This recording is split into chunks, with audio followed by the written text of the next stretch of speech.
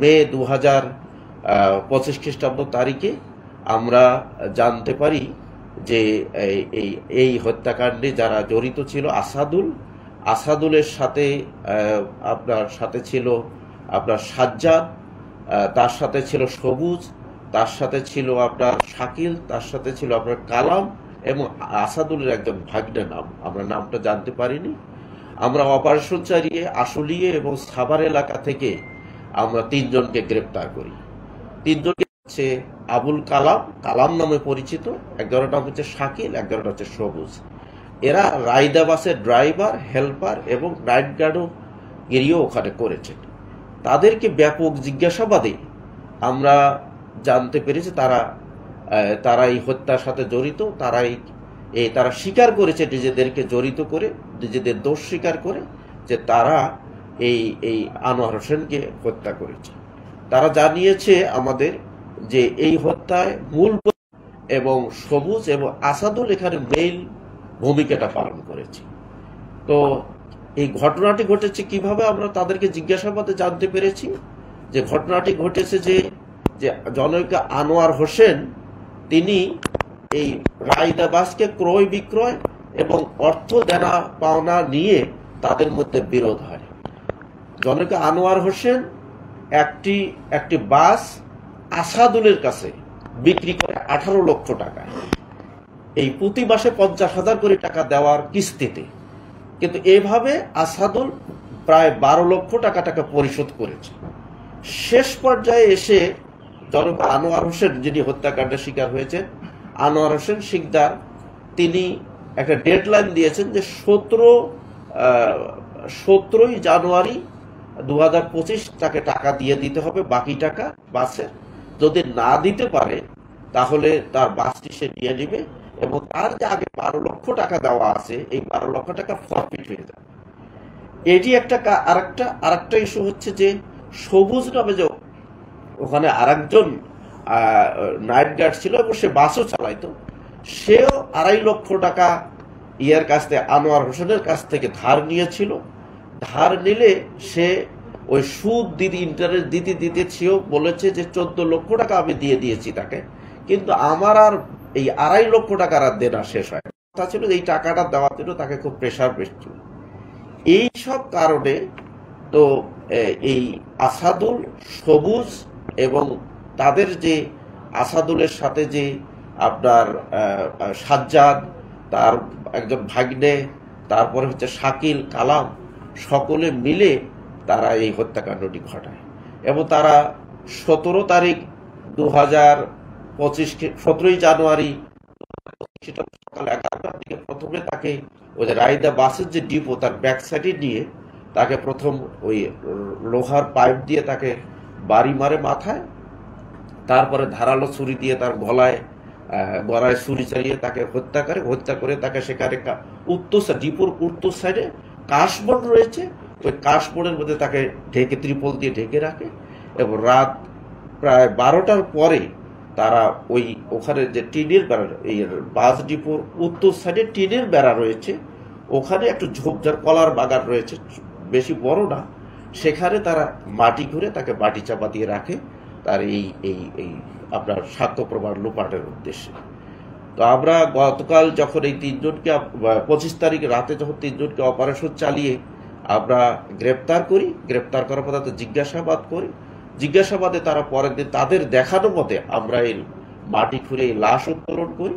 লাশ উত্তোলন করলে তার যে ছেলে এবং ভাই দেলোয়ার হোসেন, এই ভিকটিম আনোয়ার হোসেন শিকদারের ভাই দেলোয়ার হোসেন, তার ছেলে এবং তার অন্যান্য আত্মীয় স্বজন এসে লাশকে শনাক্ত করে।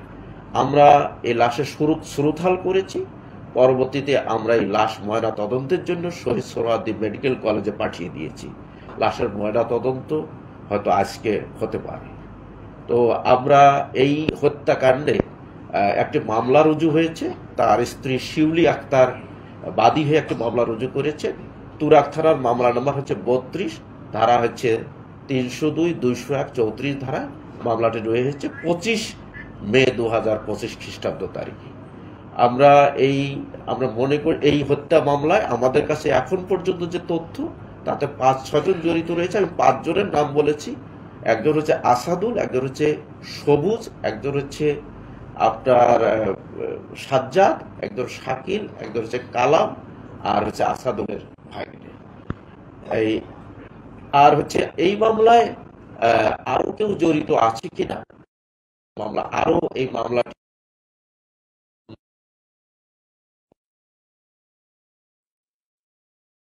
তিনজন আসামি আমরা গ্রেপ্তার করেছি। তারা প্রত্যেকেই আমাদের কাছে স্বীকার করেছে এবং বিজ্ঞ আদালতে আমাদের তাদেরকে পাঠিয়ে দিয়েছি। তারা নিজেদেরকে জড়িত করে দোষ স্বীকার করে বিজ্ঞ ধারা স্বীকারোক্তিমূলক জবানবন্দি প্রদান করবে। আমরা আশা করছি আজকে 164 হয়ে যাবে। ধন্যবাদ আপনাদের।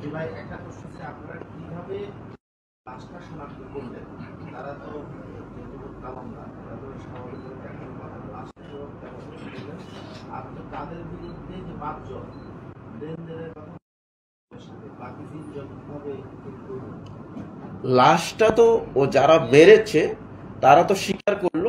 আমরা জিজ্ঞেস করেছি তাদেরকে, আমাদের তুরাগ থানা এবং আমাদের এই অপারেশন টিমে লিড করেছে আমাদের জোনাল এসি সাদ্দাম, আমাদের ওসি এবং আমাদের অন্যান্য সাব ইন্সপেক্টররা নিরলস পরিশ্রম করেছে এবং তাদেরকে 3 জনকে গ্রেফতার করে আমরা জিজ্ঞাসাবাদ করেছি। আমিও জিজ্ঞাসাবাদ করেছি, করার পরে তারা স্বীকার করেছে। আমরা দেখে লাশটা আমাদের ফাইন্ড আউট করা দরকার। আমরা তাদের জিজ্ঞাসাবাদে তারা স্বীকার করেছে কোথায় তারা লাশ রেখেছে। তো তারা স্বীকার করলো যে ওই ডিপোর ওখানেই, যে ডিপোর উত্তর সাইডে আপনার ওই 3 বেড়া রয়েছে, ওই জায়গায় তারা রেখেছে। পরবর্তীতে আমরা সকালে গিয়ে আমরা তাদের দেখানো মতে আমরা ওই লাশ মাটি করে আমরা লাশ উত্তোলন করলে তার আত্মীয় স্বজন, তার ছেলে এবং তার আপন ভাই দেলোয়ার হোসেন সাহেব তিনি আসলে এসে তারা লাশ ডিটেক্ট করেন, তারা শনাক্ত করেন যে তাদের ভাইয়ের লাশ, তার এবং তার ছেলে তাকে এটা শনাক্ত করেন। আরেকটা জানি কি প্রশ্ন করছিলেন? হ্যাঁ, লেনদেন ছিল। ওই বাকি যে লোকগুলো বাকি তাদেরকে প্রলোভন দেখিয়েছে যে তাদের সবুজ যেমন বলেছে যে সে 1 লক্ষ টাকা দিবে, এরকম একটা কথা বলেছে যে সে এইটা যদি করো, তোমরা যদি আমাদের সাথে থেকে করো, তারা 1 লক্ষ টাকা দিবে। তো সবাইকে ওই অন্যান্য যারা তাদেরকে ওই 50,000 করে টাকা দেওয়ার কথা ছিল, ওই প্রলোভনে তারা প্রলুব্ধ হয়ে তাদের সাথে, আর তারা তো একসাথে ওই বাসের কেউ ড্রাইভার, কেউ হেল্পার, কেউ ওখানে নাইট গার্ড, এইভাবে কাজটা হয়েছে।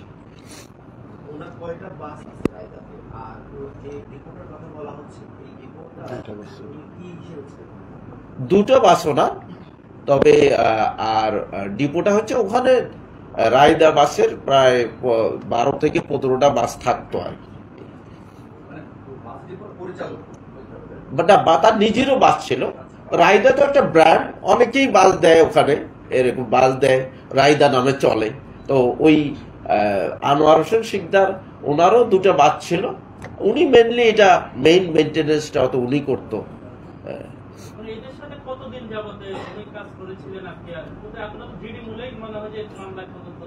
রাইট, ডিটেকশনটা আমাদের জিডি বলেই হয়েছে, কারণ আমরা তো জানি না যে ওনার আসলে কি ঘটেছে। দ্বিতীয়ত আমরা এই তথ্যটিও পেয়েছি যে উনি প্রাইভেট, পুরনো কিছু প্রাইভেট কার বেচা কেনা করতেন, বিভিন্ন জায়গায় যাইতেন, কোনো একটা গাড়ি হয়তো কেনার কথা আছে, সেখানে উনি চলে যেতেন। তো এই সমস্ত। আর একটা জিনিস আমাদের কাছে তথ্য রয়েছে যে ওনার বিরুদ্ধে একটা ইয়েও রয়েছে, একটা কালীগঞ্জ থানা, না কালীগঞ্জ থানার একটা হত্যা মামলার একটা ওয়ারেন্টও রয়েছে। তো সেজন্য এমনও আমরা জিডি তদন্ত করছিলাম এই দীর্ঘ সময় ধরে। তো গতকালে আমাদের কাছে এমনও মনে হয়েছে কখনো কখনো যে উনি ব্যবসার কাজে বিভিন্ন জায়গায় যেতেন, এই প্রাইভেট কার, পুরনো প্রাইভেট কার কেনা বেচাকে কেন্দ্র করে। আর একটি হলে এমনও হতে পারে উনি হয়তো ওই ওয়ারেন্টের কারণে হয়তো লুকিয়েও থাকতে পারে কোনো জায়গায়, এসব কারণে। বাট আমরা এটার পেছনে খুবই গুরুত্ব দিয়ে, আমরা প্রত্যেকটা বিষয়কে গুরুত্ব দিয়ে আমরা প্রতিনিয়ত অপারেশন করেছি এবং অপারেশন করতে করতে বিভিন্ন সমাধান ডেভেলপমেন্ট হয়েছে, শেষ পর্যন্ত আমরা সাকসেস হয়েছি।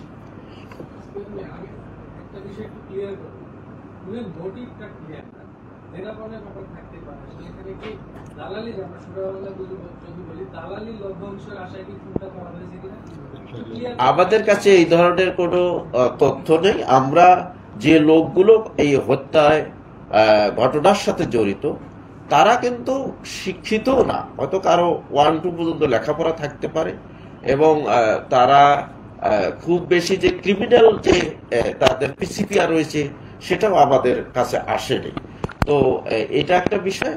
আর একটা হলো যে ধরেন আপনাদের, তারা তো নিজেদেরকে এই হত্যা তারা ঘটিয়েছে এবং নিজেদেরকে জড়িত করে দোষ স্বীকার করে আমাদের কাছে যেমন জবানবন্দি দিয়েছে, ঠিক বিজ্ঞ আদালতেও তারা জবানবন্দি দেবে বলে তারা বলেছে, এবং আমরা সে কারণে বিজ্ঞ আদালতে প্রেরণ করেছি।